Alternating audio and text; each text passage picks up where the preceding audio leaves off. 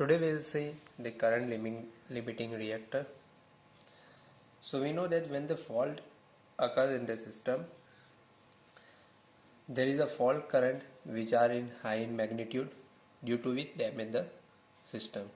Okay, so the fault current which are high in magnitude will damage the system, and due to which the circuit capacity also be increases. So the fault current is inversely proportional to reactance. If reactance is low, fault current will be high. If reactance is high, fault current will be low. Okay. So we can say that the reactors in the system should be placed. But if the system are placed, if the reactants are placed in the system, what will happen?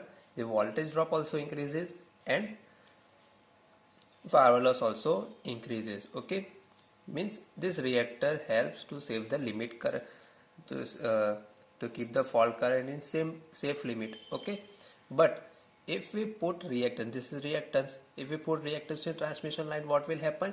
Voltage drop also increases, and due to which power loss also be increases. So there are some strategic point, this is important point, some strategic point where we can install the current limiting reactor. Okay, so there are three types of current limiting reactor. First is generator reactor, feeder reactor, and bus bar reactor.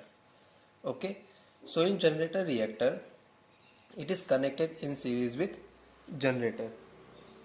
Okay, it is connected in series with generator, and the disadvantage of this generator reactor is that there is a constant voltage drop, and power loss. Constant voltage drop and power loss. This is its disadvantage. And suppose if the fault occur in this feeder, it also disturb the other feeder. Okay, means we can say that there is, if suppose there is a fault in A, so it affect whole the system. Okay, not particular this feeder, but it affect all the system. So we can say fault in one feeder affect all. Fault in one feeder affect all. Okay, now we can, the third drawback is that if the bus bar voltage fail due to the fault, if the bus bar voltage fail, the generator loses its synchronism. Okay, so these are three drawbacks of the generator. First is constant voltage drop due to reactor and power due to reactor, and power loss also occurs due to reactor. And suppose there is a fault in feeder, it affect all the system. Okay, it affect all the feeders. Okay, and suppose there is a fault in this bus, the generator loses its synchronism. Okay, now second one is feeder reactor.